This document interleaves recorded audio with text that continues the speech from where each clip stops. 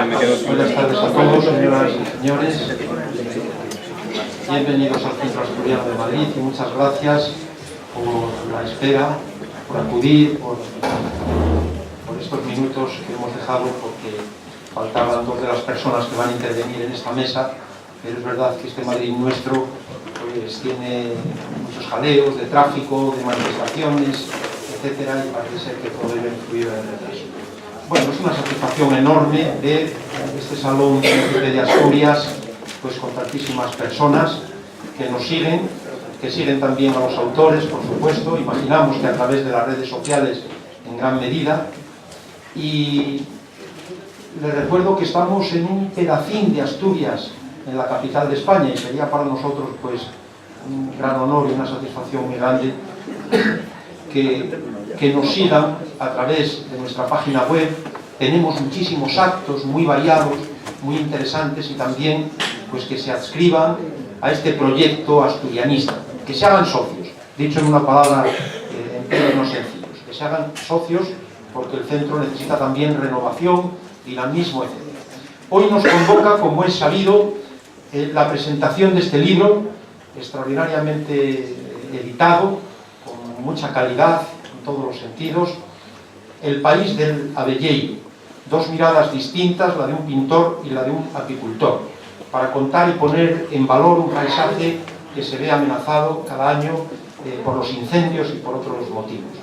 Van a intervenir los dos autores, Fernando Fuello, que es el ilustrador, Alberto Uría, el escritor, y también uno de los prologuistas, Bernabé Moyo. Un libro que pone en valor efectivamente el mundo rural y que toma como escenario la convergencia entre Asturias, Lugo y León. Un libro que nos alerta de los peligros, en concreto, que se ciernen sobre la abeja, ya sea por pesticidas, por la pérdida de diversidad de plantas, por la agricultura intensiva, por las especies invasoras, por agentes patógenos diversos, por el cambio climático o por otras causas que ahora expondrán muchísimo mejor. Yo tengo que agradecer, como presidente del Centro Asturiano de Madrid, el que se nos haya elegido. Me consta que ya hace 2 años también Alberto Uría estuvo aquí presentando Miel. No pude acudir a aquel acto, pero me consta que fue excepcional, como es el de hoy también. Muchas gracias. Esperemos que haya otros muchos actos de presentación que tengan que ver con nuestra tierrina asturiana, también con el mundo de la abeja. Confiamos en que saquéis también, cuando procedan, nuevos materiales, fruto de vuestros conocimientos, de vuestra experiencia, que me consta que pese a la juventud es mucha. Y nada más, un libro, una obra en definitiva necesaria para sensibilizarnos del daño medioambiental que se produce, de lo que podemos hacer también para prevenir estas situaciones y, cómo no, para proteger a las abejas. De manera que muchas gracias a todos, y yo sin más te doy la palabra en este momento a Alberto. Gracias.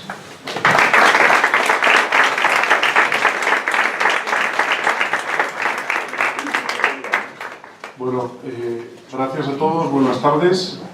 Lo primero, disculpar el retraso en el acto. No estamos acostumbrados a los atascos estos que tenéis aquí, porque venimos de arriba, y entonces, bueno, aquí están, como si fueran auténticos estrellas del rock and roll, subiendo tarde al escenario.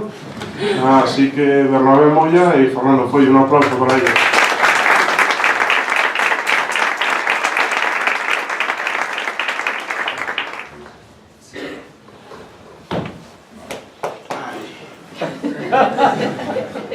Perdón, por favor, Fernando, disculpadnos. Perdón, al entrar en Madrid me mata, y efectivamente Bernabé, con buena intención, le preguntó a un guardia municipal que él venía a Valencia, y yo vengo de la Luna de Valencia. Buenas tardes. Bueno, pues señoras y señores, buenas tardes. Les ruego disculpen mi imprudencia, mi tardanza. No suelo venir a Madrid, prometo que no volveré nunca más. Me encanta que haya tan poco tráfico, tantos policías y mucha agua. Hace falta, al menos donde yo vengo, que es Teruel. Y entonces ahí el agua es vida, no es como en Asturias, que tenéis agua. Sois una nación rica solo por el agua que tenéis. Y nosotros nos conformamos con las sedas. Así que buenas tardes y muchas gracias por su asistencia a este acto, a la presentación de una obra que nos invita a conocer y a disfrutar del mundo de las abejas y de la miel. El país del abelleiro, un paseo a través de los sentidos. Y lo primero que quiero hacer es recomendarle a todas aquellas personas que quieran aprender a descubrir los paisajes que crean las abejas de la miel y los polinizadores, los que quieran contribuir a conservar la tradición y el paisaje a través de los sentidos. Porque sí, este es un libro que se degusta, que huele, que vuela, que se siente y que llega al corazón. Y esto solo es posible cuando dos artistas como Fernando Fuello y Albert Uría son capaces de crear una obra maravillosa. Mi nombre es Bernabé Moya, soy botánico y además soy afortunado porque estas dos personas, estos dos amigos, me han permitido acompañarlos a lo largo de este maravilloso viaje a lo largo de los últimos 2 años. Lógicamente, un libro no se prepara en 2 años, sino que es el fruto de mucho conocimiento, de mucha experiencia y sobre todo de muchas ganas de compartir. Creo que es una obra de gran valor y sensibilidad y por eso quiero dar las gracias al Centro Asturiano por recibirnos y por presentar esta obra que luego les leeré un fragmento porque creo que es muy significativo y muy relevante de lo que estamos hablando. Así que como afortunado que soy, voy a permitir el lujo de presentarles a 2 personas que no necesitan presentación. Fernando Fuello, como ustedes saben, es un artista con un lenguaje pictórico único, personal y reconocible. Tal vez esta parte, la de reconocible, sea la parte más importante de un artista. Cuando nosotros contemplamos un dibujo podemos saber que es un Picasso. Lo mismo pasa con Fernando Fuello. Es suficiente ver una obra suya, bien sea de la naturaleza o bien sea de las múltiples facetas, en acrílico, en fin. En fin, yo me emociono porque hizo una obra maravillosa a Ítalo Calvino, que cuando se cubría el centenario, el 40 aniversario de la publicación de Las ciudades invisibles, generoso como es, lo donó a la ciudad de San Remo y allí consta en uno de los mejores museos. Creo que estamos hablando de un pintor realmente maravilloso y que es capaz de dotar de vida a todo aquello en lo que posa su mirada luminosa, de fundir de forma cálida arte, naturaleza y ciencia. Creo que es uno de los artistas más importantes y también creo tristemente más olvidados. Yo creo que nuestra nación no debería permitirse el lujo de no aprovechar lo que Fernando nos ha ofrecido a lo largo de toda su vida. Y yo personalmente creo que estamos en deuda. Y especialmente el movimiento conservacionista. Porque creo que todavía nos falta mucha sensibilidad para entender lo que Fernando nos ha presentado. Creo que las imágenes que vamos a ir... Creo que las imágenes que nos van a ir presentando son una elocuencia. Y desde luego, compañero de expediciones científicas de Juan Luis Arzuaga, compañero de expediciones del Quebrantahuesos, del Oso y de tantas y tantas batallas. Presente en una batalla honesta y Fernando siempre estará. Luego cuando se ganan las batallas o medio se ganan, todo el mundo se olvida de él, como si no lo necesitáramos.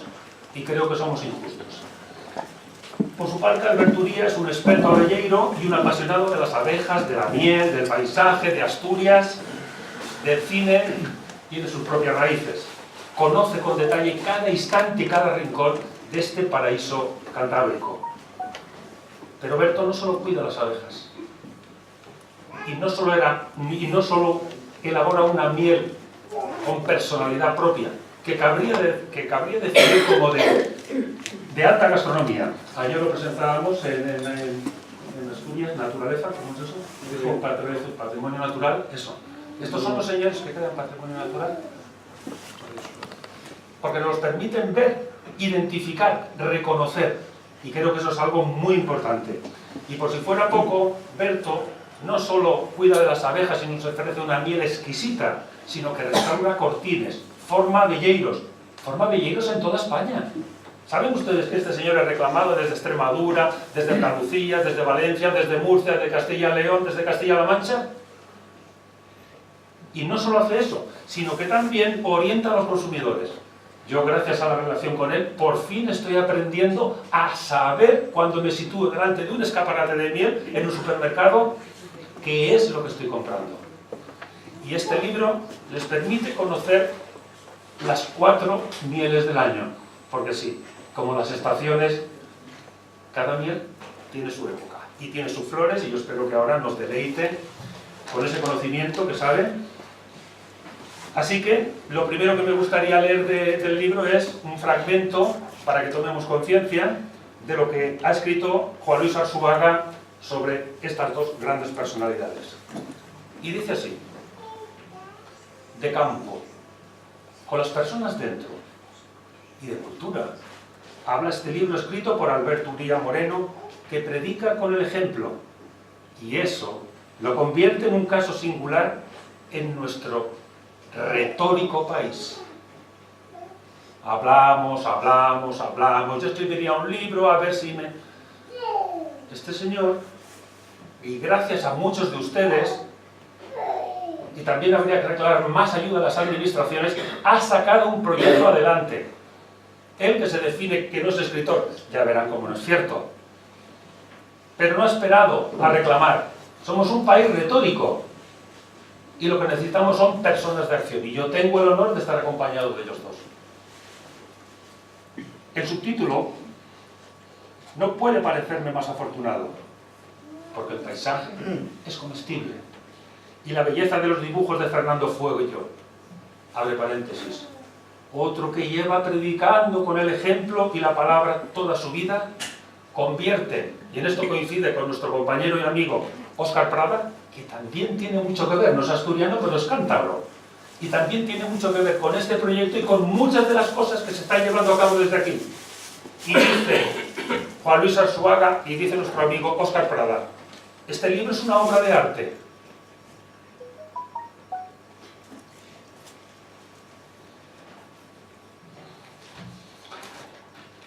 Así que antes de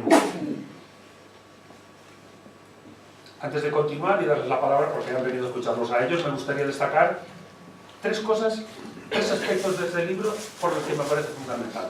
El primero, de algunas de las citas maravillosas que han encontrado, que es de James Russell Lowell. James Russell Lowell es un escritor americano, diplomático, que fue embajador de España y que eligió España precisamente por sus escritores y por sus artistas para llevar a cabo su labor diplomática. Y dice, los libros son las abejas que llevan el polen de una inteligencia a otras. Eso es lo que han hecho. Esa es su generosidad. Y yo creo que Fernando y Alberto han creado una obra única, oportuna y más necesaria que nunca por tres motivos. La primera, los polinizadores están en peligro y el medio rural abandonado. La segunda es que la arquitectura y la cultura tradicional ligada al oficio de abelleiro desaparece. Venimos de Asturias, hoy hemos dormido en Ponferrada y les puedo asegurar que la presentación está siendo acogida de manera maravillosa porque el libro se lo merece. Pero me ha sorprendido estar en Asturias y encontrar a muchas personas que no saben lo que es un cortín. Es más, ¿saben que solo hay un cortín restaurado en Asturias? ¡Uno! ¿Y saben quién lo ha restaurado? Este señor, con la ayuda de muchos de ustedes. Creo que Asturias se merece otra oportunidad. Expresiones, refranes, dichos populares, memoria. Memoria es lo que traen estos señores. Un hecho tan específico y singular como los cortines asturianos, que prácticamente están reducidos ahí, y resulta que tenemos restaurado uno. Será paraíso natural, pero desde luego creo que nos faltan bastantes cosas.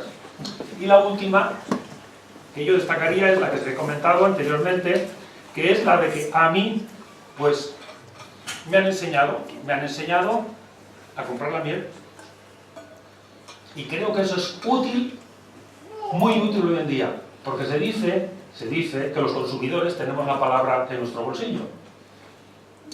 Escuchemos a Alberto Uría, porque ha hecho otra cosa que realmente es maravillosa. Yo no conozco más casos como él. Él se ha ido a vivir a un pueblo de 2 habitantes. Tiene la palabra Alberto Uría.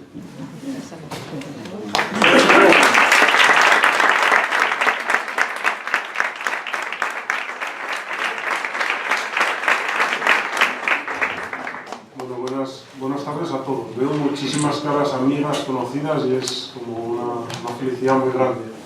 Lo de las dos personas es verdad, y realmente, y no es una forma de hablar, al estar yo aquí está el pueblo medio vacío. Es una cosa que aquí es difícil de entender, pero podríais llamar por teléfono allí y veríais que es verdad. Bueno, lo primero es dar las gracias, ¿no? Y bueno, aparte de dar las gracias a la gente que nos ayudó a sacar el libro, al Ayuntamiento de Begueira de Muñiz, a la Fundación Caja Rural y al GDR de Alto García Muñellos, hoy quiero dar especialmente las gracias a los mecenas del proyecto de micromecenazgo, gracias al cual hoy tenemos libro. Y como aquí en la sala hay muchos de ellos, pues me apetece darles efusivamente las gracias, ¿no? Luego lo haré en persona, o lo intentaré a todos ellos, ¿no? Y querría dar las gracias también a 3 personas a las que admiro y de las cuales me rodeo. Estamos en casa. Estáis haciendo una tarde maravillosa. En el Conoma salió mejor, ¿no? Sí, bueno, sí. Bien, no pasa nada. Podéis arrancaros a cantar, el que queráis estar. Ya que estamos saltándonos el protocolo continuamente, yo tenía una idea, ¿no? Que era, este libro nace hace año y medio, casi 2 años, con una oleada de incendios muy dura que hubo en todo el suroccidente asturiano. Perdimos, y digo perdimos porque nunca los volveremos a recuperar, bosques autóctonos, bosques que eran legado de todos nuestros mayores de siglos de antigüedad, robledales, soltos de castaños, hayedos. Todo eso se fue y no volverá. Y yo muchas veces, cuando estuve aquí hace 2 años, y os conté, ¿no?, qué me movía a mí a arreglar en Cortín, que era volver a crear una estación de polinización en una ladera, que ya no quedaban polinizadores domésticos, que me llevaba mucho más esfuerzo, pero que merecía la pena, valía la pena. Yo me lo creo, ¿no? Y lo hago porque lo siento y porque me lo creo, porque aunque no sea rentable, me parece que la naturaleza merece todo nuestro esfuerzo y nuestra dedicación, ¿no? Pero cuando pasa algo de esto, cuando ves que tu monte, los montes que recorriste cuando eras pequeño, se pasan 8 o 9 días seguidos ardiendo y desapareciendo, te das cuenta que a lo mejor todo lo que seas capaz de construir en toda la vida se te puede ir al garete en una sola noche. Y eso te baja la ilusión al suelo, ¿no? Y entonces de ese dolor, de esa impotencia, de esa rabia, es de lo que sale esto, ¿no? Este libro que hoy tenemos aquí, ¿no? Yo, como persona que vive por y para el territorio, me llama mucho la atención que la gente no llore cuando nuestros montes, nuestras montañas ardan, ¿no? Y yo entiendo que la mayoría de la gente tiene que vivir en la ciudad, pero yo creo que la naturaleza y esas montañas que nos legaron nuestros mayores son patrimonio de todos nosotros, son nuestra cultura, nuestra tradición. Esos paisajes son los que colorean nuestros recuerdos de niños, y me llama poderosamente la atención que la sociedad, y hablo de la sociedad, hablo de los millones de personas que vivimos en las zonas rurales y los millones que viven en las ciudades, no se indignen y no digan basta. Y este libro nace de ese sentimiento de rabia y de impotencia y de decir, voy a intentar buscar dentro de mí, aunque Bernabé diga que soy escritor, yo es la primera vez que escribo, ¿no? Solo pretendía sacar lo que tengo dentro, ¿no? Lo que a mí me llevó y me motivó a querer mis montañas, mis paisajes, y a dedicarles mi vida, ¿no? A cambiar mi vida en la ciudad por volver al campo y demás. Si me emociono, no os enfadéis, y yo lo que busco con este libro es apelar a esos sentimientos que todos vosotros tenéis, porque aun la persona que viva en la ciudad, entre estas calles caóticas para mí, y para ellos dos, que ya veis que llegan tarde, sé que todos, absolutamente todos vosotros, recordáis paisajes que recorristeis con vuestros abuelos, y esos paisajes nos necesitan, nos siguen necesitando aunque vivamos lejos de ellos, ¿no? Y lo que busqué con este libro fue precisamente eso, intentar que la gente mire la naturaleza y los paisajes de otra manera, ¿no? Desde esa emoción, desde esa emotividad evocadora de nuestros recuerdos. Yo le conté la idea a dos personas a las que admiro y admiré desde hace mucho tiempo, que fueron Bernabé Moya y Juan Luis Arzuaga, y para mí fue un honor y un placer enorme que les gustase tanto la idea como para que se implicasen en ella, ¿no? Y yo tenía muy claro que cuando era niño yo veía la naturaleza representada por lo que decía Bernabé, ¿no? Yo no sabía quién lo dibujaba, pero yo veía que aquellos dibujos a mí me transmitían cosas que me removían las entrañas, ¿no? Un árbol, tú puedes sacar una fotografía de un árbol, ¿no? Pero yo solo aquellos dibujos que veía cuando era niño eran capaces de reflejar la esencia que hay realmente en un árbol, ¿no? Y hoy que estoy en el Centro Asturiano, la Casa de Asturias en Madrid, a la cual estoy muy agradecido porque nos abran sus puertas, pues sí me gustaría aprovechar para dar una invitación, ¿no?, a que este hombre al que tanto admiro y que lleva pintando Asturias, su naturaleza, y que tanto hizo y hace día tras día por nuestros bosques, nuestros animales, nuestros paisajes, sea reconocido, ¿no? Sea reconocido con estos premios maravillosos que da Centro Asturiano, estos urogallos que reconocen a los asturianos que más hacen por Asturias, ¿no? Y me parece que pocas cosas emocionan tanto a alguien como una obra de arte pintada desde el cariño, ¿no? Entonces, bueno, me gustaría lanzar ese pañuelo, ¿no? Porque este hombre se lo merece. Y lo que al final vais a conseguir que me emociona.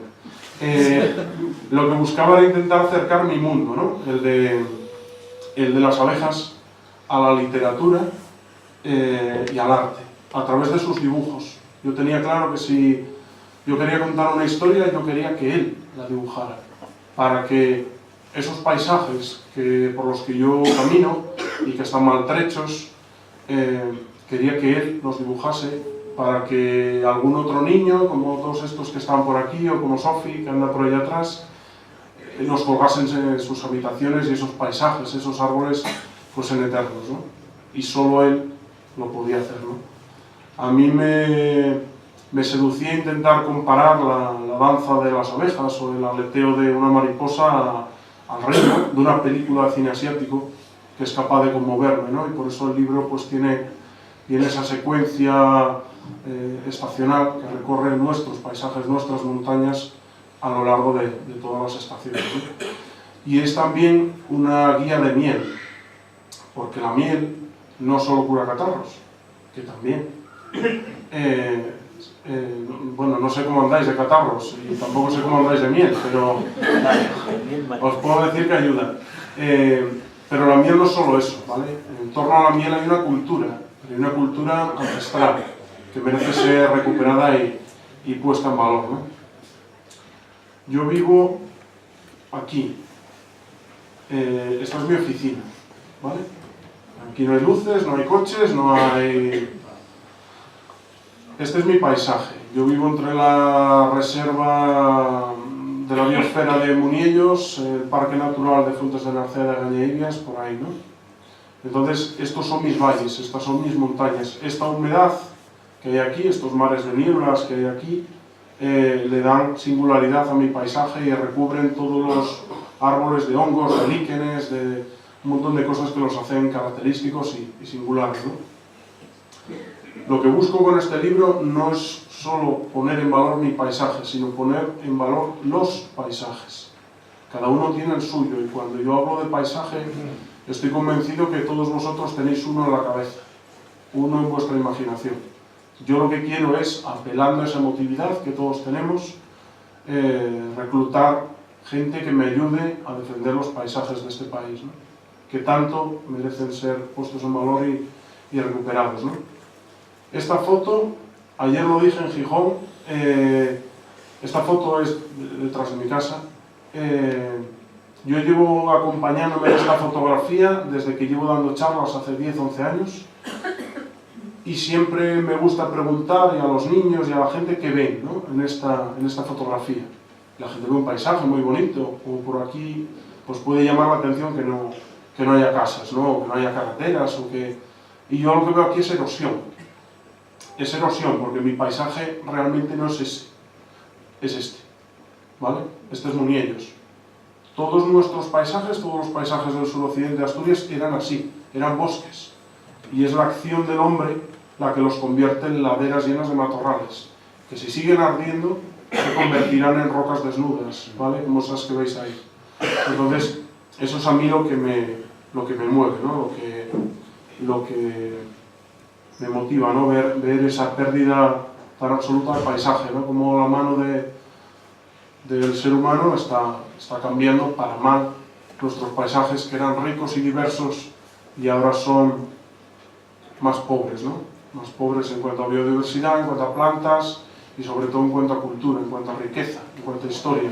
Pero cuando un monte arde, no solo arden árboles, plantas, arbustos, no solo el oso sale corriendo, desaparece y muere todo lo que hay enterrado en la tierra, todo lo que hay agarrado a ella, y desaparecen para siempre, ¿no? Y por mucho que nosotros repoblemos, replantemos un bosque, nunca volverá a tener el esplendor que tenía cuando nuestros abuelos lo gestionaron, porque cada árbol es único y irrepetible, ¿no? Es como una catedral viva que merece ser conservada, ¿no? Tal cual. Por eso es un desastre tan grande, ¿no? Esto es nuestra cultura, ¿no? Para mí, ayer que dábamos una charla en Gijón, ¿no? El paraíso natural. Para mí el paraíso natural es esto, y nos lo estamos cargando. Me estoy poniendo... Bueno, yo sigo. Esto es una Erica australis. Vosotros me diréis, no sé lo que es, ¿no? Eso es un brezo, ¿vale? Es un brezo que da singularidad a nuestras montañas. De todos los que hay en mi zona, 7, ese es el que le da amargor a la miel, ¿vale? Es un brezo que solo es capaz de nacer en suelos ácidos, como el de algunas zonas de la cordillera cantábrica, y que tiene muchísimas singularidades. Por ejemplo, no sé a cuántos de aquí os gusta el aguardiente, a mí sí. Vale, lo digo porque igual no bebéis ninguno, yo sí. Los paisanos sabían que era este brezo y no ninguno otro de la montaña el que tenía unas raíces que en mi zona se llaman torbos, que tenían el mayor poder calorífico que había en la naturaleza. Los arrancaban en esta época, en invierno, los iban amontonando, y cuando llegaban estos momentos de frío que tú no podías ponerte a labrar ni hacer nada en el exterior, cocían el aguardiente. Yo me acuerdo de niño que mi padre me decía: tú a un paisano no le tienes que preguntar si tiene aguardiente o no tiene aguardiente. El aguardiente es algo que no se puede vender. Tú solo tienes que fijarte si tiene torbos acumulados al lado de casa. Entonces, si tiene torbos ahí acumulados, hechos una montaña, tú ya sabes que ese es el lugar. Tienes que ganarte al paisano, y cuando te conozca y confíe en ti, te lo dará. Pero si no, no. Esa cultura, ¿no? Y este brezo le da amargor a nuestra miel. La miel del suroccidente de Asturias tiene un fondo amargo. Eso la hace única, ¿vale? La hace singular.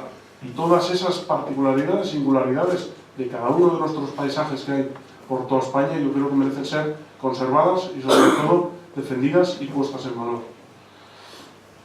Y mi paisaje está salpicado de esto, de colmenas, de vestigios que nos recuerdan que el ser humano, las abejas y los osos llevan conviviendo siglos en nuestros paisajes.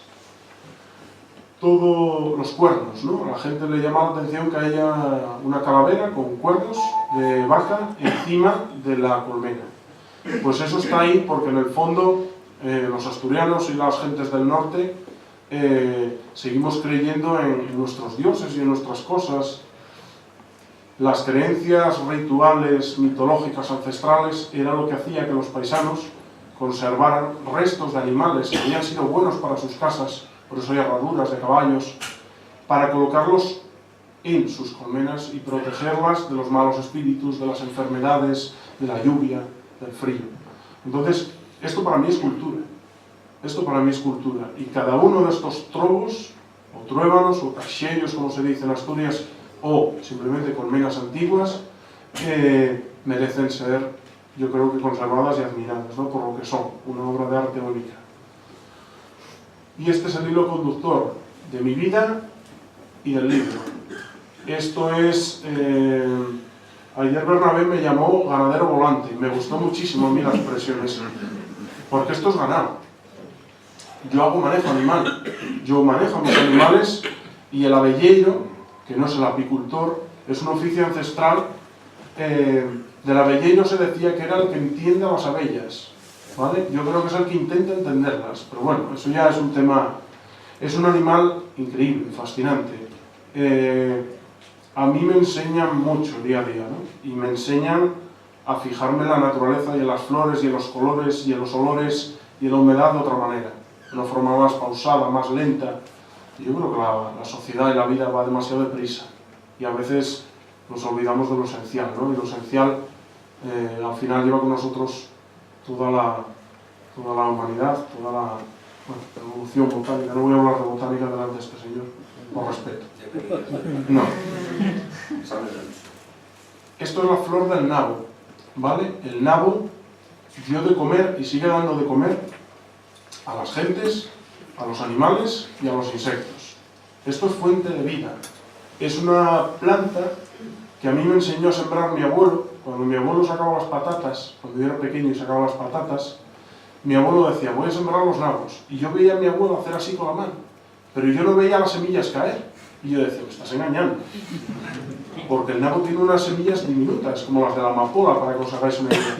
Entonces mi abuelo hacía el gesto con la mano, y yo creía que lo estaba engañando, yo creía que eran polvos mágicos. Pero luego esperabas y en primavera salían los nabos. Tú decías, no, pues era de verdad, ¿no? Y ahora soy yo el que hago el gesto ese, ¿no? Estos son oasis de flores, de vida y de diversidad. ¿Por qué?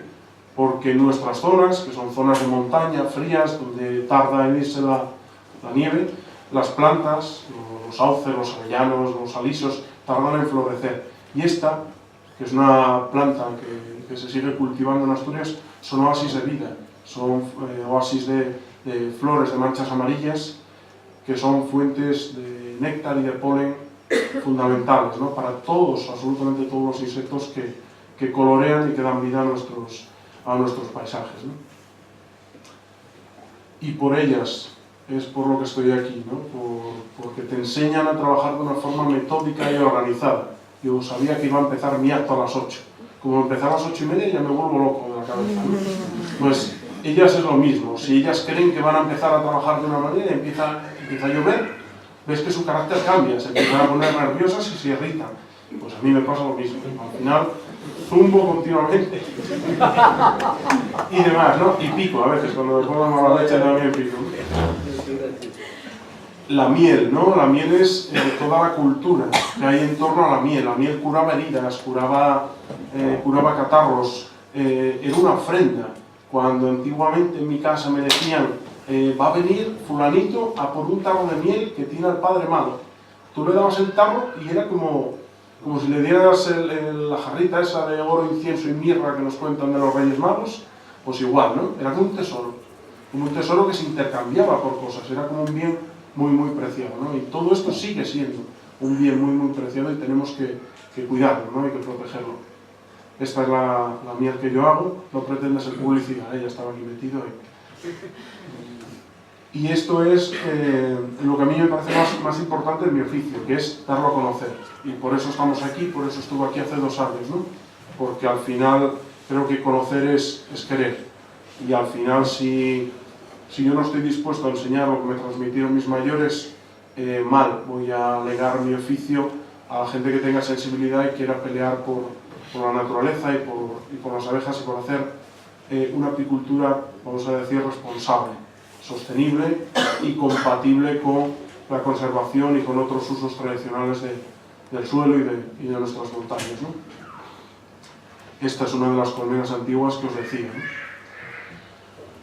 Y este es otro de los señores que tengo de vecinos, ¿no?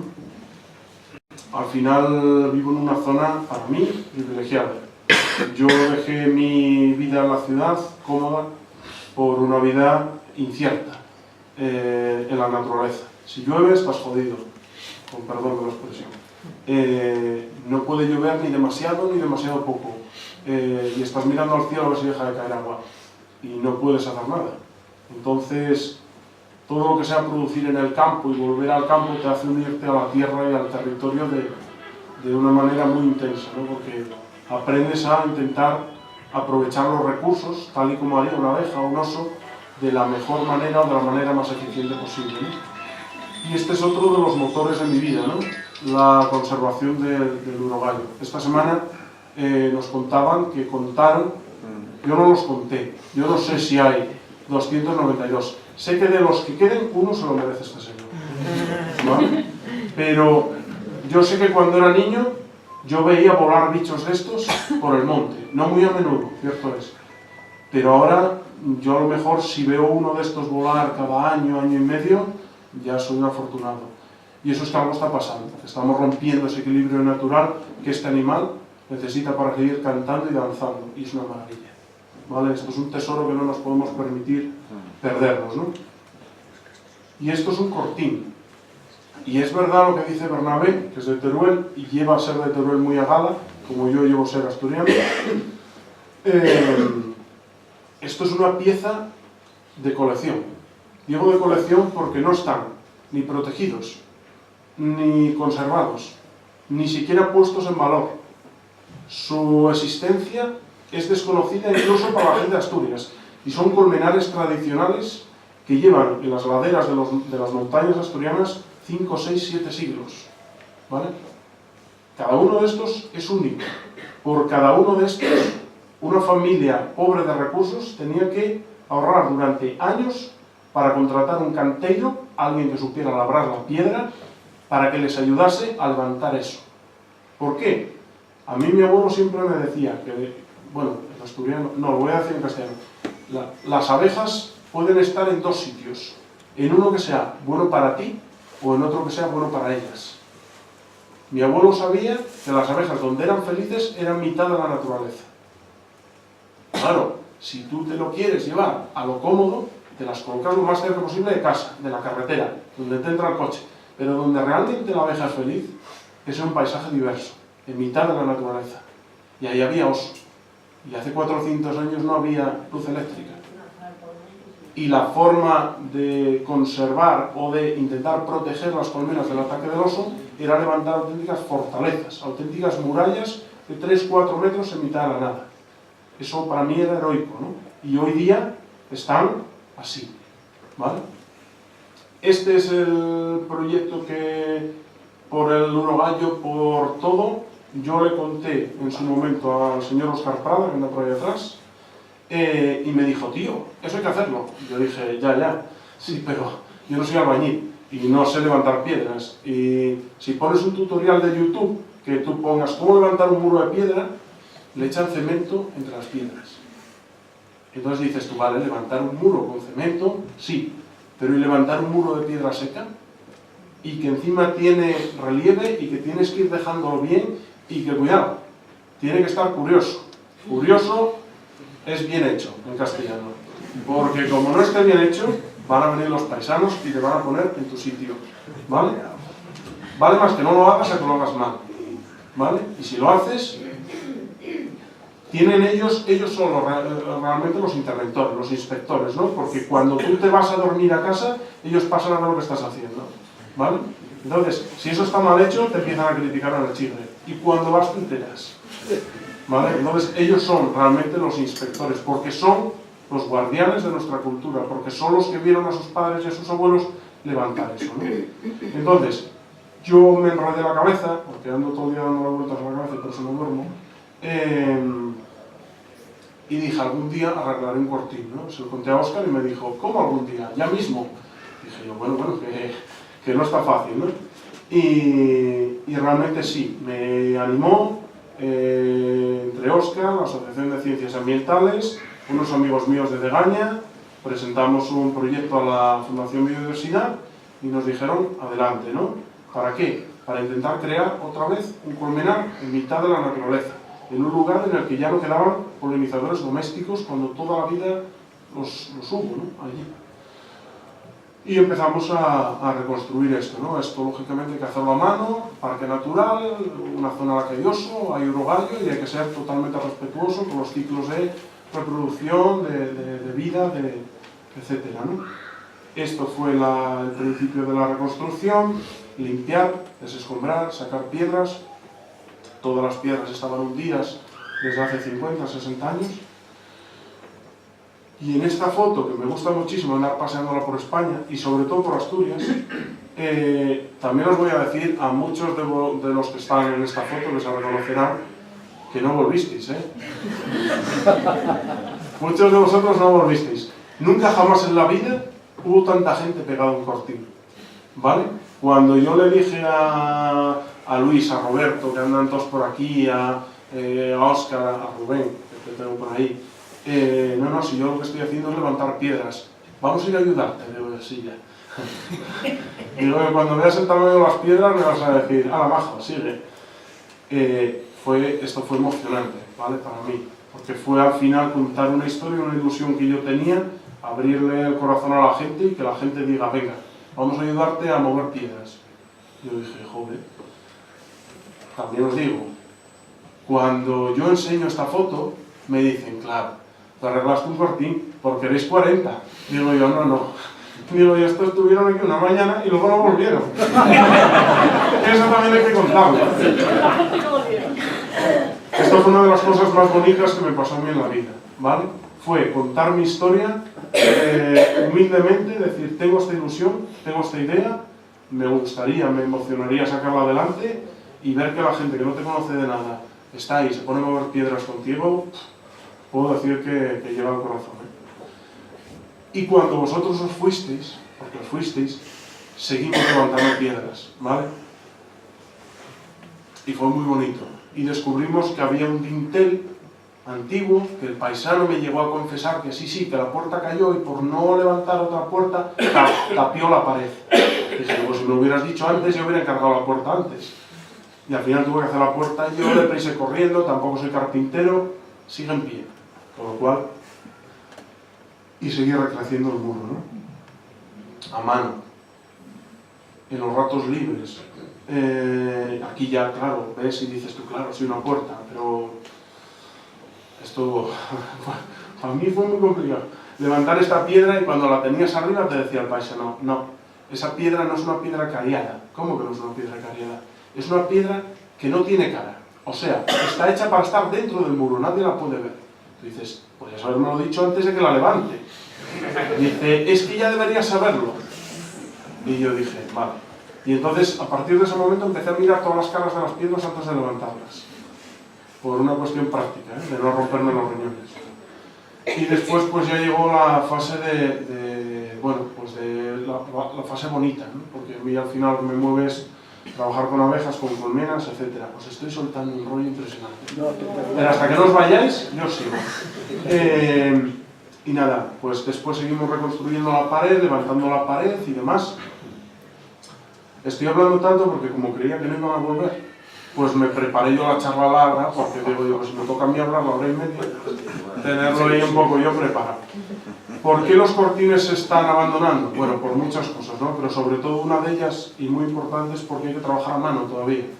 Entonces, pues decirle a alguien que es profesional de las colmenas como yo, que tiene que seguir trabajando a mano, con la cantidad de maquinaria, vehículos que hay, pues bueno, yo creo que merece la pena.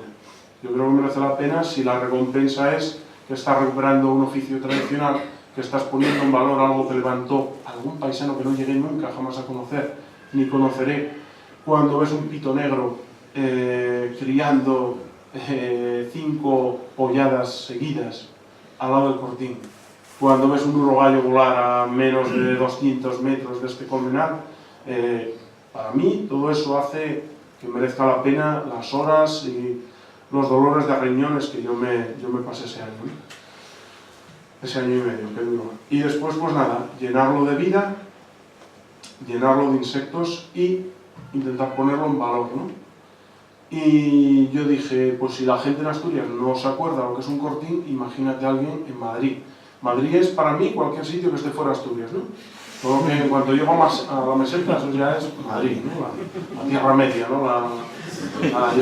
Yo digo, ya está, ya veo 200 kilómetros más allá, llegué a la meseta. Yo lo que quería en el fondo no era vender estos tarros, que también, que vivo de vender tarros, sino intentar que la gente conociese eso, ¿no? Poner en valor eso, esa parte de cultura nuestra, que fue una de las que a mí me motivó a dedicarme a esto, ¿no? Y entonces yo intenté hacer algo especial, ¿no? Un formato especial que a mí se me ocurrió, que fue ese. Esa fue la primera edición, 300 tarros, y la venta de todos esos tarros pues la fui echando en una hucha, y luego os contaré lo que estoy haciendo con esa hucha, para destinar todos los beneficios de esa pequeña cantidad de tarros a seguir conservando y poniendo en valor el mundo de los cortinos, los talameiros, la apicultura tradicional, etc., ¿no? Esa fue la primera edición, y esta fue la segunda. No sé si alguno de vosotros la llegasteis a tener en las manos, ¿no? Hoy que no vino mi padre, porque dijo que a Madrid que no venía, os voy a contar lo que es eso. Eso es una flor de brezo. Eso es una ida de cabeza mía espectacular. Un día que no dormía, yo dije, voy a intentar meter un tarro de miel de brezo dentro de una flor de brezo para que el que la vea me diga, ¿y qué es eso? Y entonces yo ya te explico lo que es un brezo, lo que es un brezal, lo que tal, lo que merece ser puesto en valor, que conserva biodiversidad, etc. Entonces yo tuve que pasar un riguroso control de calidad, que fue sentar a mi padre en la mesa, hacer una maqueta yo en papel, coloreárselo y envolverle un tarro con esta forma, ¿no? Y yo le dije a mi padre, ¿qué te parece? Y mi padre me dijo, una carallada. Una carallada en castellano es, no te lo va a comprar nadie, no lo hagas, ¿no? Y se vende.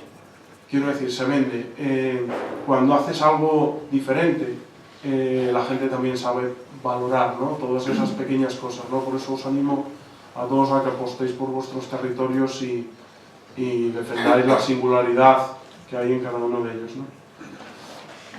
Esta fue la del año pasado y esta es la de este año, ¿no? Y ya que estáis aquí, y salvo Óscar, adiós Óscar, no os vais a ir, es que iba a decir salvo que os vayáis, pues os traje la miel de este año para que la probéis, ¿no? Entonces, con esa, gracias, pues mientras sigo, pues vais probando la miel y así nos saltamos una vez más el protocolo, ¿no?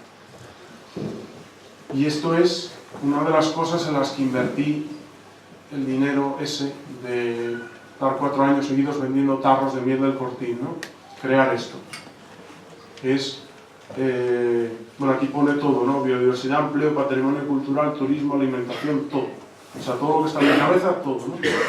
Y es intentar crear un ecomuseo, un aula ambiental viva y un centro de trabajo visitable, una escuela, taller, donde el que quiera venir a aprender el oficio de abelleiro pueda venir, y sobre todo un lugar donde la puesta en valor real sea la apicultura tradicional, los cortinos y los talameiros, ¿no? Entonces, esta es una de las cosas en las que invertí toda esa pequeña cantidad de dinero a lo largo de todos estos años, ¿no? Y esto es el ecomuseo. Y diréis, pues no está muy logrado, ¿no? Este es el ecomuseo hace año y medio, ¿vale? Esta es parte de la casa en la que nació mi padre, mi abuelo, mi bisabuelo, mi tatarabuelo, ¿no? Y esto es, pues os traje alguna foto, ¿no? De cómo fue la reconstrucción, aunque espero y deseo, no todos a la vez, que no traéis, que vengáis a verlo. Entonces, pues esto es una casa que tiene 400 años, esta pared estaba bastante tocada, es una pared de cuarcita, de pizarra, y bueno, pues al final tuve que levantar el tejado, recrecer los muros y demás. Fue una obra larga, tediosa, así es como está un poco ahora exteriormente. Llevo un año de obras bastante intenso, duro, de pelearme con los albañiles y esas cosas. Esto es ahora, va a ser, a partir de esta primavera, cuando lo inaugure la sala de extracción y de envasado. Esta va a ser la parte en la que hagamos los cursos de formación y charlas divulgativas, etcétera, etcétera. Este se supone que soy yo, salí favorecido, he sido más delgado que la realidad, pero bueno. Esto pretende ser una esquina que pone en valor mi oficio, ¿no? El del abelleiro, ¿no? Con su trobo, su ahumador y demás. Esta es la entrada, ¿vale? Y bueno, esto es el antes y este es el después, ¿vale? Después de año y medio ahí dándole fuertemente. Y este es, no sé cómo vamos de tiempo, fatal, ¿no? No, fenomenal, nadie se ha ido, les tienen que degustar de la miel Quiero que cuentes ese pequeño secreto de esta fotografía. Vale, me quedo más tranquilo sabiendo muy bien. Vale, sí, tienes todo mi permiso. Esto es una Daboecia cantábrica. Esto es una flor única. Es un endemismo de la cordillera cantábrica. Esta flor es un brezo, florece, depende del año, como siempre. ¿Cuándo florece una flor? ¿Cuánto? Pues depende, todo depende. En el campo todo depende, de si llueve, de si no llueve, de si hace sol, de si no hace sol, de si hubo un incendio, de si no lo hubo. Esta planta empieza a segregar néctar y a dar vida a todos los insectos y a los polinizadores allá en el mes de mayo. Y nos acompaña hasta agosto, septiembre, ¿no?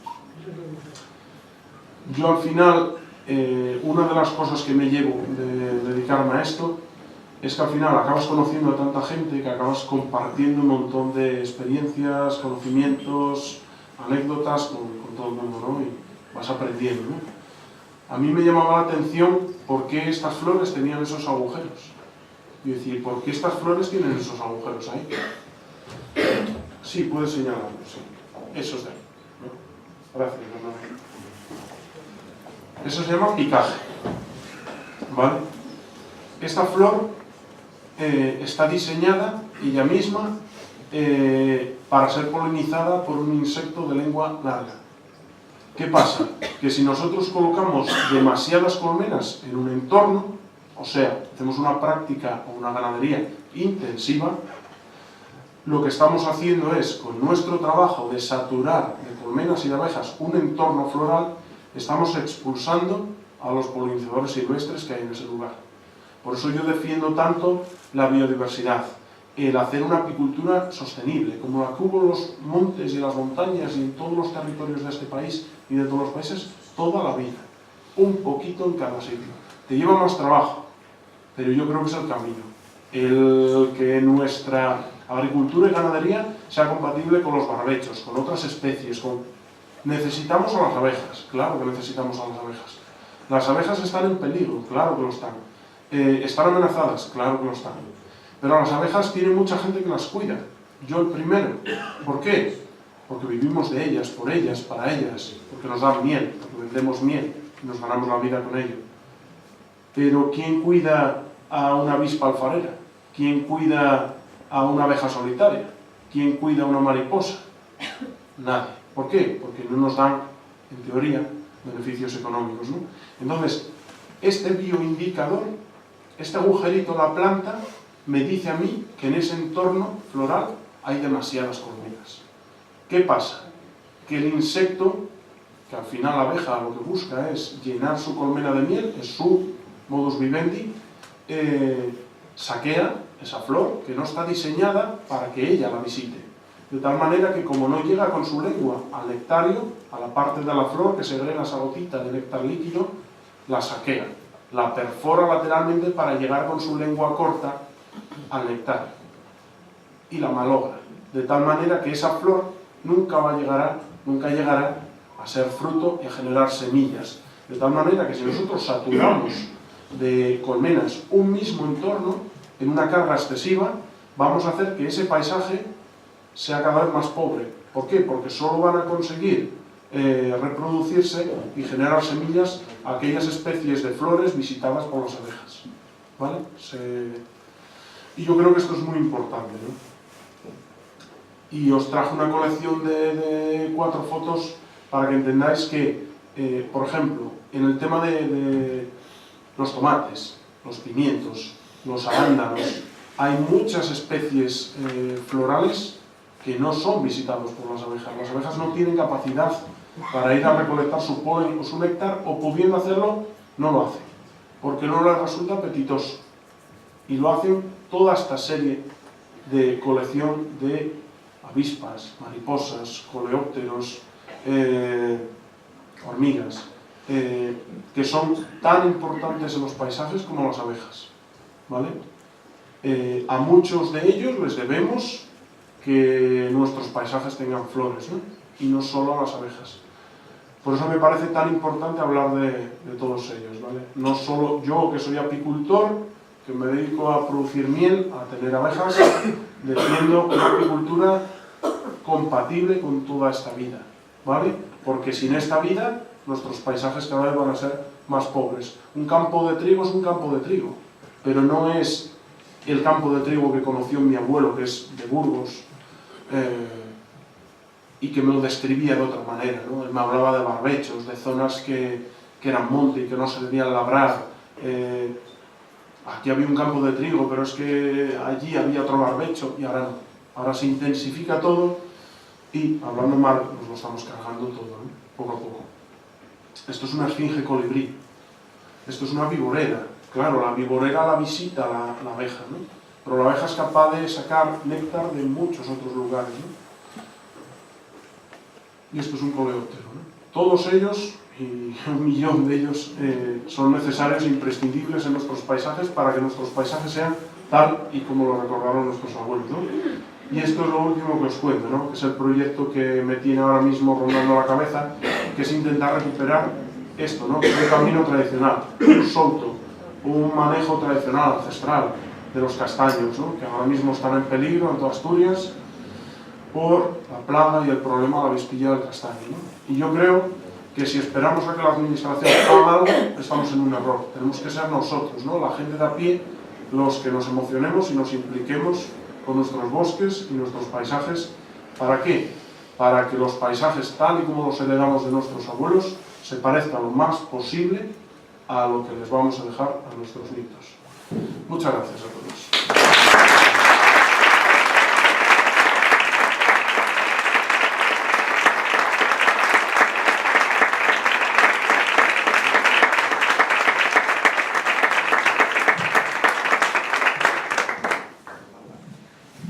Bien, pues si estábamos hablando hace un momento de alta gastronomía, vamos a pasar ahora a la más elevada posiblemente de las artes, una de las más elevadas. Y para ello hoy tenemos una oportunidad única, porque ¿cuántas veces hemos asistido a que un pintor de proyección internacional nos cuente sus sentimientos, sus miradas? Hoy es una oportunidad de oro. Pocas veces pasa en la vida de las personas. Y Fernando ha venido a ofrecernos un nuevo paso, porque los artistas andan, avanzan, progresan. Y hoy nos ofrece una nueva y sutilísima y original gama de tonos palpitantes, de trazos profundos y composiciones serenas. Y al pasar las hojas de esta obra de arte, veremos asomar las flores del manzano, preñadas de esperanza y también de incertidumbre. Un grupo de orondos escaramujos se sonrojan en una esquina, tímidamente. El instante más íntimo de las candelas del castaño, ancianos troncos, contorneándose en lo más profundo del souto, avíos del oficio, cortinos y corripas saltando del olvido. El apasionado encuentro de dos amantes, la abeja y la flor. Y también un sinfín de pacíficas y profundas miradas que nos interrogan. Y como no podía faltar, porque la génesis, el germen de esta obra, fueron los incendios forestales, también veremos la pureza del abedul roída por los incendios. En la palabra, Fernando Franco.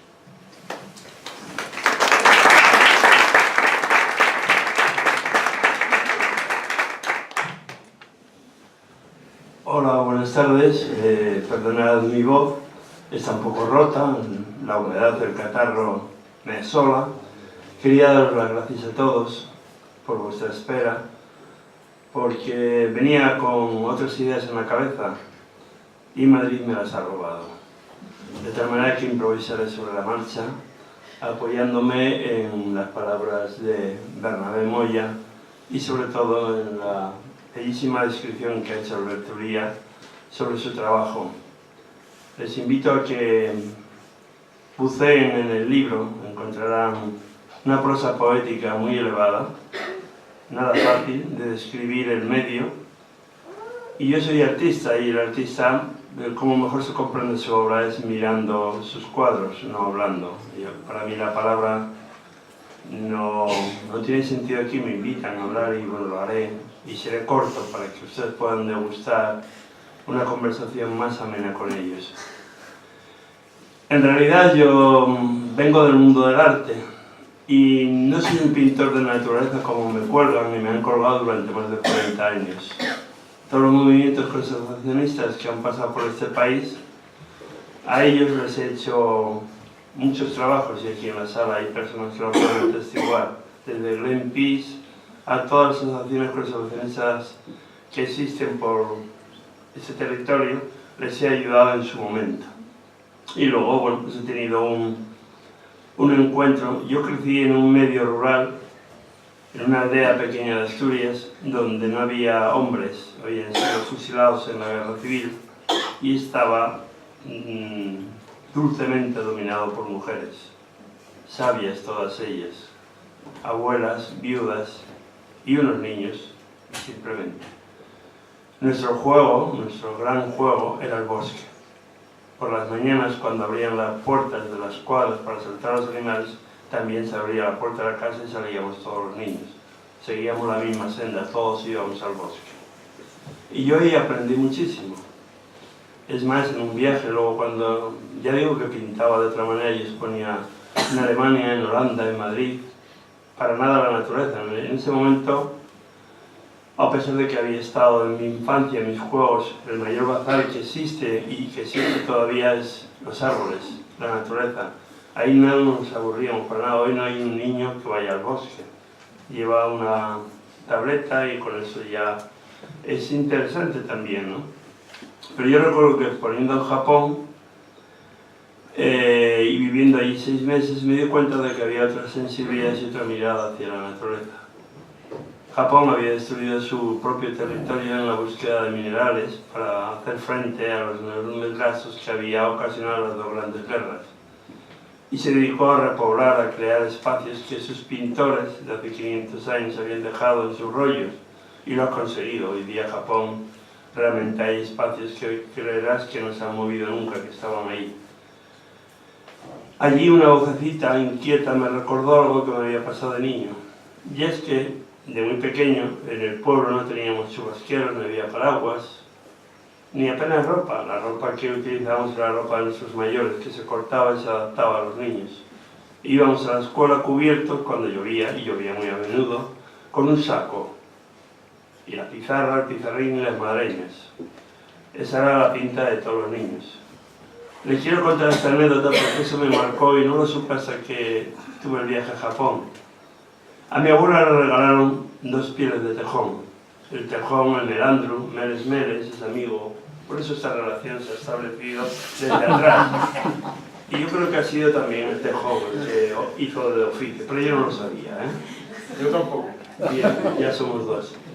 Quizá el espíritu del tejón bulló en nuestras mentes. El caso es que mi abuela me confeccionó con esas 2 pieles un abrigo. Es decir, que me iba coloradísimo al colegio, porque no iba nadie vestido como fuera de mí. Yo marcaba tendencia, iba de rojo y negro, con una piel durísima, porque estaba poco curtida. Y bueno, resistí lo que pude durante el tiempo que estuve en la escuela de mi infancia. Y me olvidé de aquello. Sí me acordaba de los árboles, de los acebos, de los frenos, de los castaños con los que jugaba continuamente de niño. Y siempre pensé que a mí me protegía un castaño, porque en su oquedad, cuando llovía, nos refugiábamos los niños. Y es más, ahí desistí de fumar en mi vida. Un petardo gordo de una hoja de panoya, con las barbas de la panoya, pensé que era un buen cigarro. Y obviamente no lo fue, y desde entonces, debía tener 5 años, no he vuelto a fumar en mi vida. Bien, decía que en Japón, por una exposición que estaba montando y viendo lo que habían conseguido los japoneses, me di cuenta que en ese país se necesitaba una mirada sobre el entorno. Nos estaban robando nuestro patrimonio natural. Europa exigía a España que para formar parte del gran equipo de la selección de primera, que era el mercado común, talar, cortar, arrasar encinas, olivos, alcornoques, todo tipo de árboles para transformarlo en sitios para cereal. Ellos no lo iban a comprar. Y se taló, efectivamente, se taló muchísimo. Y eso le pasa lo mismo que al patrimonio histórico-artístico. El patrimonio natural nadie lo mira, nadie lo valora. Nadie respeta la herencia de nuestros mayores, ese sabio conocimiento que tienen. La arquitectura popular donde vive Berto es asombrosamente mucho más hermosa que cualquiera de los edificios de estos, entre comillas, gurús de arquitectos. Bien, estando allí me di cuenta de que tenía que hacer algo porque las imágenes que me llegaban eran realmente terroríficas. Y decidí, a la vuelta, tenía mucho éxito, yo podía ser un pintor ahora reconocido mundialmente con otro tipo de pintura. Lo que dijo Bernabé es cierto, el mundo ecologista no ve arte, no va a las exposiciones, no va a los museos, no entiende, no nos han preparado para ello. Había que retroceder a la época de Humboldt para recordar sus sabias palabras que decía: ciencia, arte y naturaleza deben estar unidas. Y desde entonces, desde Humboldt y hasta ese tiempo, 200 años, todo anda patas arriba. La ciencia y el arte, la cultura en general en este país, está en franca decadencia. No quiero ser agorero, quiero animar a que esto es una tendencia que puede cambiar. Las generaciones recientes son totalmente diferentes. Ahí tenemos una niña al fondo que estaba muy preocupada, se llama Sofía, y supongo que hay otros niños. Alberto, que está por aquí en primera línea, también muy callado. Les preocupa mucho determinadas cosas de la cultura, de la literatura. Hasta hace poco eso no era viable. Quería decir que a la vuelta de Japón, después de haber vendido toda la obra, decidí que tenía que, y de eso llevan 40 años, no los estoy hablando de ayer, muchos de ustedes no los tienen. A mí me rondan 125 años y me quito 3 por coquetería. No digo que los tenga, que parece que me estoy tirando en farol. Viendo los dibujos de mi cara, ustedes pueden adivinar más o menos qué edad tengo. Pero sí tengo 125 años de experiencia. He viajado mucho por todo el mundo y he aprendido mucho de otras culturas, de otros saberes y el respeto y tolerancia por las maneras diversas de pensar. Cuando volví a Madrid, ya no volví a exponer. De hecho, he expuesto, sí, pero otro tipo de pintura. Las primeras revistas que surgieron en este país era la revista Kerkus, la primera, y ahí aparecieron mis primeros dibujos. Luego aparecieron otras muy interesantes, Natura. A mí me veían todos los meses casi 2 millones de personas que consumían esas revistas. Es cierto que yo no era feliz, era un productor de imágenes. Y un buen día, sin decir nada a nadie, me marché a Asturias. Y me tiré 20 años cobijado en el bosque. Nadie supo en esos 20 años dónde estaba. Pero yo seguía trabajando, seguía haciendo cosas. Y siempre relacionado con la naturaleza. Era necesario poner voz a los que no tienen voz, que eran los árboles, las plantas, los animales, y la belleza que contiene la naturaleza. La gente ve pero no mira. Consume naturaleza como si fuera un parque temático. Y la naturaleza no es un parque temático. Tampoco es necesario andar 2 o 3 kilómetros, 15 kilómetros, pegarse una pechada para subir una colina. Al lado de casa, si tenemos un matorralito con una brizna de hierba, nos dará muchísima información. Y eso nos puede llevar todo el día. Pero no lo hacemos, necesitamos consumir.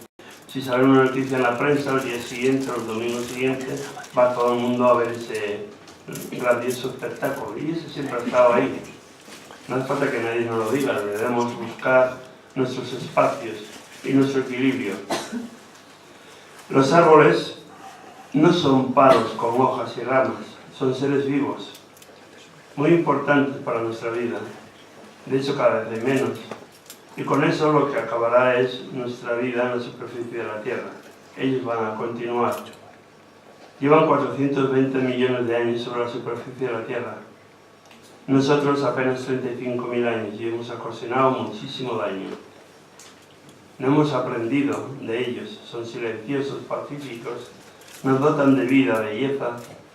La vida surge en torno a ellos, nos han alimentado, nos dan el calor, pero no sabemos mirarlos. Los colocamos en las ciudades casi prácticamente mutilándolos. A mí me recuerdan muchos árboles de Madrid y de otras ciudades los desastres de la guerra de Goya y las mutilaciones. Me parece exactamente lo mismo. Y luego la gente no conoce, hay una frase de un buen amigo mío, y ahí estará Óscar al fondo, que la habrá oído más de una vez, que dice que en España, y es cierto, ustedes pregunten, y yo soy en Asturias, que hay muchos árboles y doy clases a unos niños en un pueblo, que deberían de conocer lo que alberga el pueblo. Pues no. En España la gente conoce dos tipos de árbol, el pino y el árbol.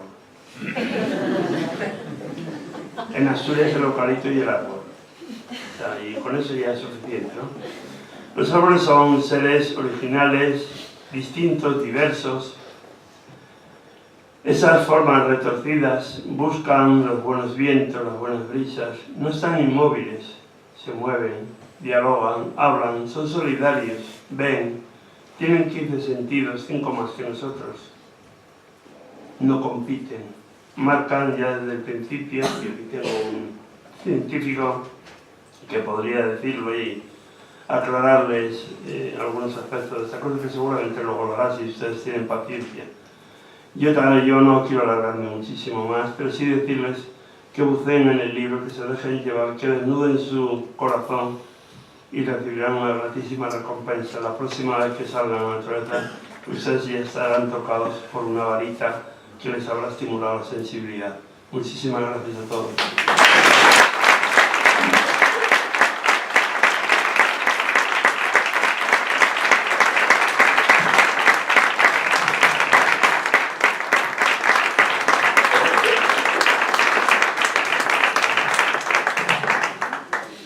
Bien, como nos hemos saltado todo el protocolo, porque ya ven que lo tenemos preparado, etcétera, etcétera, le tengo que pedir a Alberto que por favor haga dos cosas que le faltan. ¿Ya han probado, han degustado todos la miel?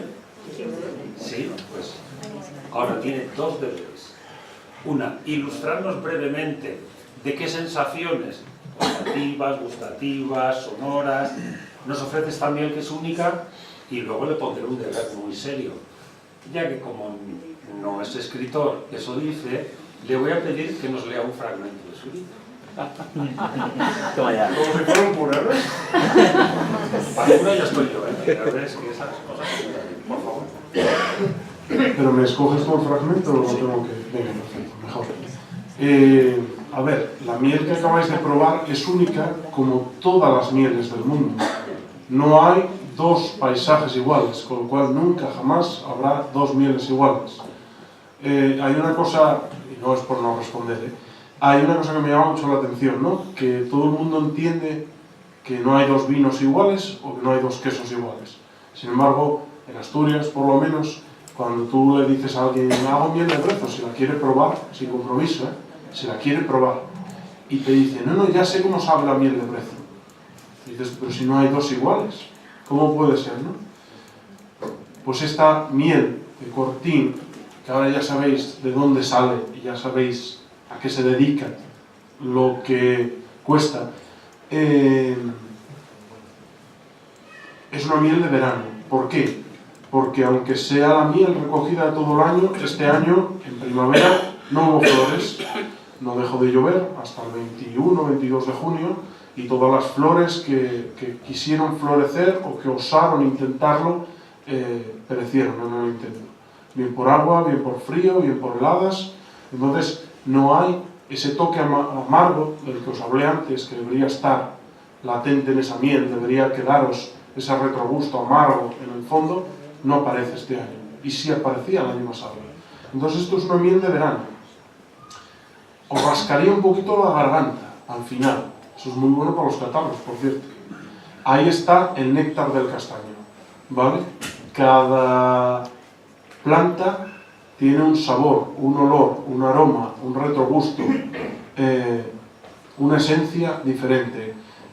Tiene el tono acaramelado del roble, tiene el tono untuoso, dulce de la erica cinerea, que es un brezo pequeñito, ¿no? Y tiene Cayuna vulgaris, que le da un poco de gelatinosidad, de la palabra, a la miel, y le da un ligero tono afrutado, ¿no? No hay dos mieles iguales, y la que probasteis pues fue esta. Así que ya Luego en gustos no hay nada escrito, dicen, ¿no? Cada uno escoge, ¿no? Pero yo sí defiendo que en cada territorio hay mieles y cualquier otro producto singular que merecen ser puestos en valor. No hagamos que todo sepa igual, que huela igual, ¿no? Respetemos la singularidad de cada territorio. ¿Y el otro mandado? El otro mandado es el más fácil que me han hecho en la vida, que es elegir un fragmento de este libro. Y ese fragmento va a ser al azar. Así que abriremos Muniellos, el emocionante bosque.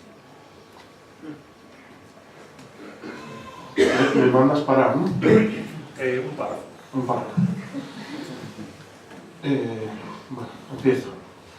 Desde el mar Cantábrico entran río arriba las nieblas que cubren nuestros valles en esta época del año. Densas, forman un océano que no se abre hasta bien entrada la mañana. Todo bajo él se empapa de su humedad. Valles horadados por dos caudalosos ríos, el Navia y el Sil. Viejas montañas de perfiles erosionados por el paso del tiempo. Territorios vecinos de horizontes comunes que trabajan el campo de igual manera. Vacas y cerdos. El uso de la castaña y del centeno. Miel y pan. Vinos y aguardientes llenaban los macutos de los caminantes. Voy a leer.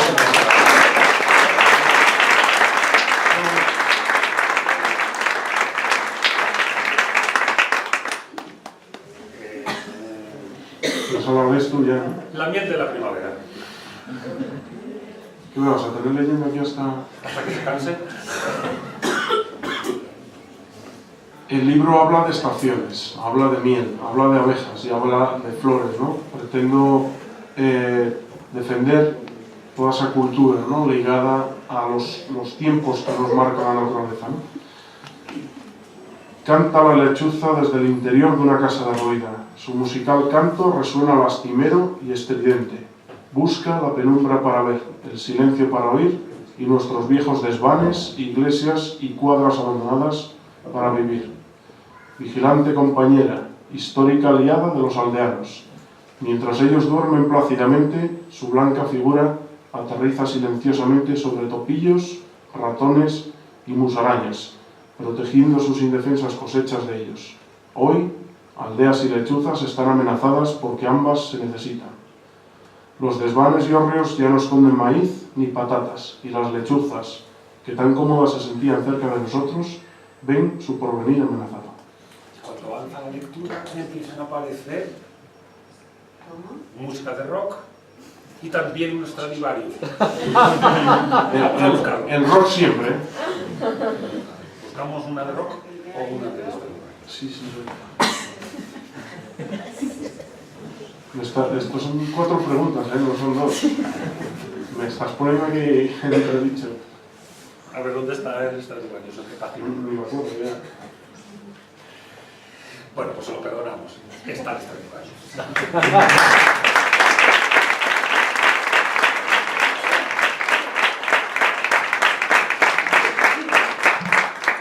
Yo, que soy un humilde botánico, porque estamos en extinción, ya no se puede estudiar la especialidad botánica, ni en España ni en Europa. Eso sí, biotecnología, pero el porqué de las plantas, el para qué, a tope, el por qué, nada. Por lo tanto, me veo obligado a decir 3 cosas muy breves. El principal problema para las poblaciones de insectos polinizadores es la pérdida de hábitats ricos en flores. Nuestros insectos domésticos y también los silvestres sufren en la actualidad las consecuencias de una sociedad que facilita que ardan los bosques, se instalen monocultivos forestales y agrícolas extensivos, se modifiquen los usos naturales del suelo, se detesten los arbustos, se ignoren las plantas herbáceas, se introduzcan enfermedades e insectos exóticos, se desequen los cursos de agua y se contamine el ambiente con pesticidas y herbicidas, envenenando el aire, el agua y el suelo. Un futuro, el nuestro, que depende mucho de los polinizadores. El 85% de todos los productos de los que nos alimentamos deben participar los insectos polinizadores, tanto en nuestra alimentación como en la alimentación de los animales que consumimos. Y se ha cuantificado. ¿Saben cuánto aportan los insectos polinizadores a la Unión Europea cada año? 15.000 millones. Así que me van a permitir que les presente a algunos de los polinizadores. En la península ibérica hay más de 2.000 especies de mariposas diurnas y nocturnas, a las que se suman polillas de preciosas hadas. Tampoco hay que perder de vista las más de 1.000 especies de abejas silvestres, entre las que se encuentran las abejas carpinteras, las abejas solitarias, las comunales y los abejorros. También hay que considerar las avispas, sean solitarias, sociales, alfareras o avispones. Más de 3.000 especies de hormigas, entre ellas las domésticas, las cernidoras y los mosquitos. Y en esta selecta lista no puede faltar otro buen puñado de miles de escarabajos que su zapato aplastará.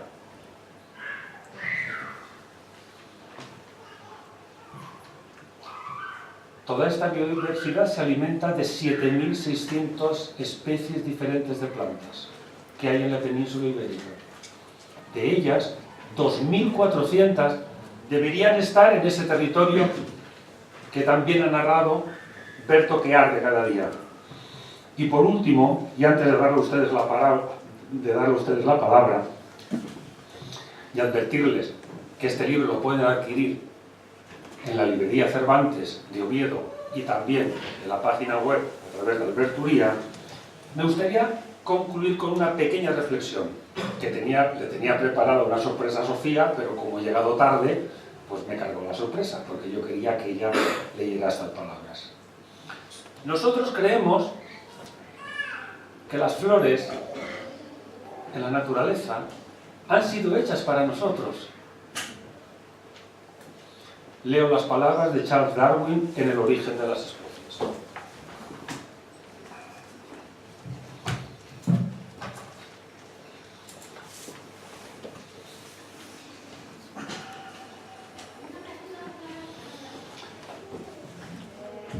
Las flores se encuentran dentro de las producciones más hermosas de la naturaleza, pero se han vuelto visibles al contraste con las hojas verdes y, en consecuencia, hermosas al mismo tiempo.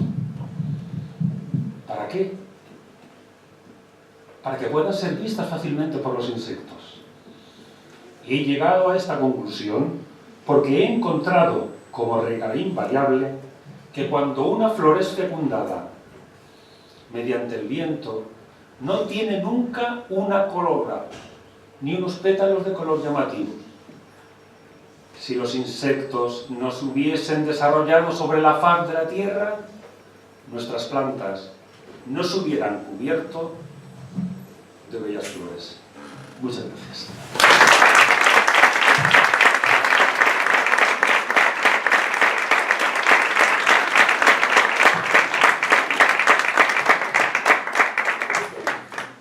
Y ahora, si desean establecer un coloquio, ya sé que es muy tarde y que tal vez, en fin, la parte que más me encanta a mí de la presentación es el diálogo con ustedes, pero si lo desean, pueden formularles unas preguntas, aprovechen, porque no todos los días se tiene a personalidades y artistas de esta talla para poder indagar en sus sentimientos y en su trabajo. ¿Alguien se anima? Todos a la vez no, ¿eh?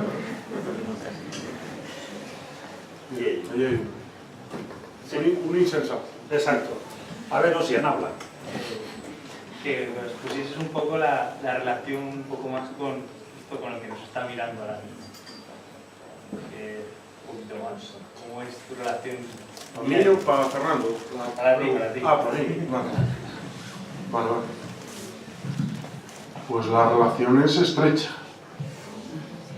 Él estaba ahí antes que yo y no... Es cierto. Sí, ¿no? ¿Tú lo viste por ahí? Pero incluso estaba antes de que tú nacieses. También. porque los cortinos que salpican mi paisaje son los que me cuentan a mí que hace 600, 700 años los paisanos tuvieron que ponerse a levantar muros de piedra a mitad de la nada para que este animal no les destruyese las colmenas, ¿no? Yo siento que él aporta equilibrio y biodiversidad, al igual que las abejas o que las mariposas. Es raro el año que no se cobra su tributo en forma de colmena miel. Yo siempre digo que este animal, bueno, no concretamente este, puede ser otro oso, ¿no? Es el primero que me prueba la miel en el año, antes incluso que yo.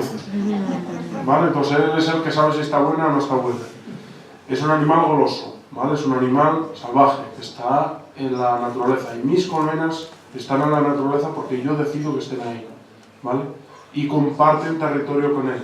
Pero es que, aunque este animal mate colmenas, también come semillas, come frutos, esparce semillas, genera plantas, genera biodiversidad, y mis abejas algún día van a polinizar, van a beber del néctar que producen esos manzanos que transporta este animal en sus lentos paseos por ahí.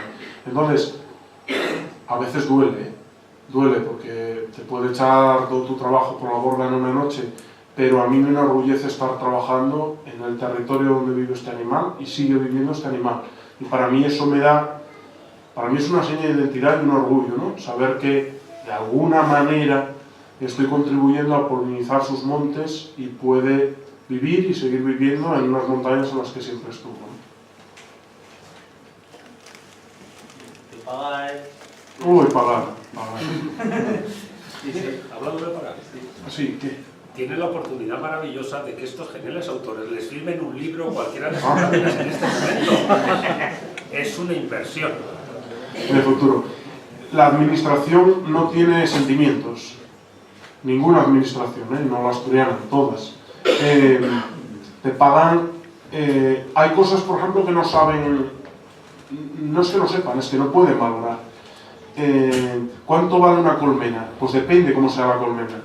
Hay colmenas que por 90 euros ya te las vendo, pero hay otras que me das 400 euros y no te las vendo, ¿vale?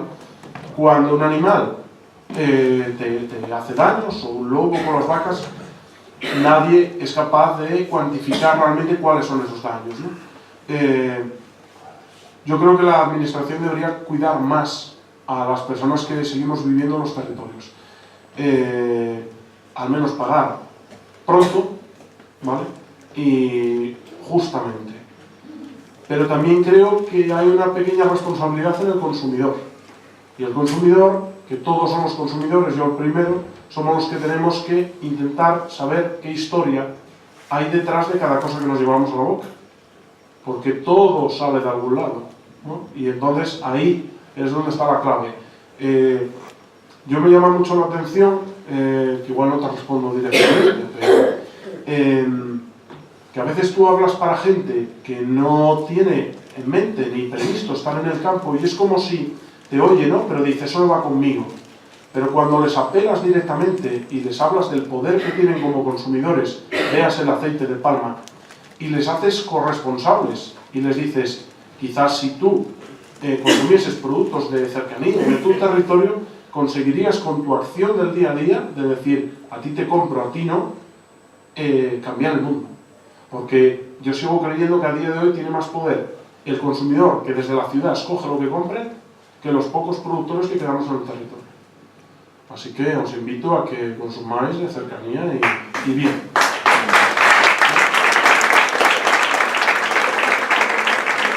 Y respondiendo a lo del oso, el oso colorea paisajes, igual que el que ahora mismo está ausente, ¿no? Pero con nosotros de espíritu. Es una pasada. O sea, realmente estar trabajando y verlo en la ladera enfrente, se te pone el corazón a 100, ¿no?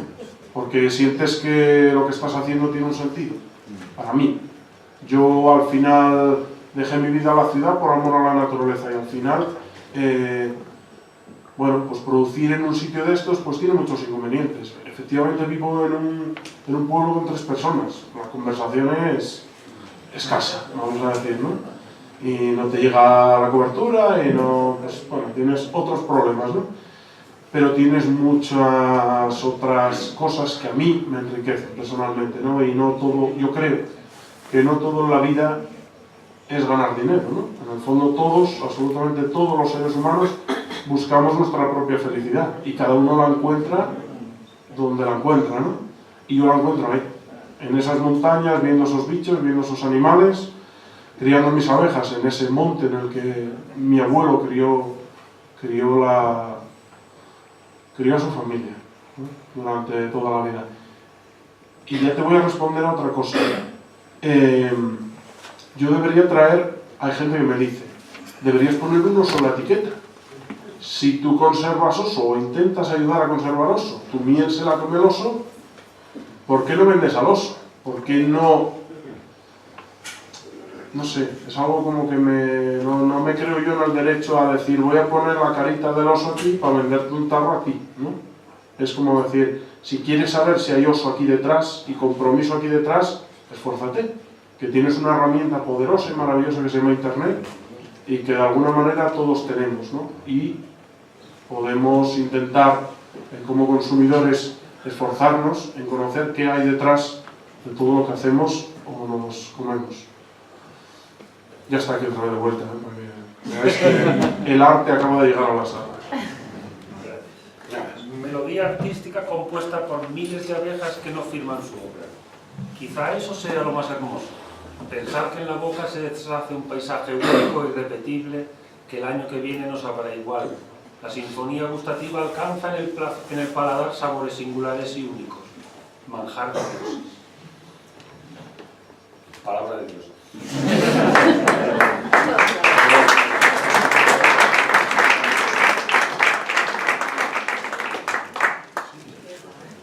¿Alguien quisiera hacer alguna pregunta más o los autores ya pueden hacer la cola correspondiente para la oportunidad de llevarse una obra de arte? Pues nada. Sí, última pregunta. Desde que restauraste el Cortín, ¿has tenido noticias de que desde el Principado o de algún otro tipo de organismo pues haya preparado o pensado en algún proyecto para restaurarlos en Asturias o en las zonas? ¿Algo se ha movido? ¿Algo te ha llegado? ¿O no? ¿Se ha quedado tal cual? Te cuento la verdad, ¿no? Sí. Solo la verdad, ¿no? Nada. Ni llegó ni llegará. Nuestra historia y nuestra cultura se cae. Y eso es así. Hórreos, paneras, cortinos, cabazos, y a todo el mundo le da igual. Ayer estuve dando una charla en la Laboral con la gente que vende el turismo de Asturias. Asturias, paraíso natural, ¿no? Dices tú, ¿qué paraíso estás vendiendo? El del eucalipto, el de los montes que se queman, el de los ahorros que se caen, y yo soy asturiano, y siento orgullo por mi tierra.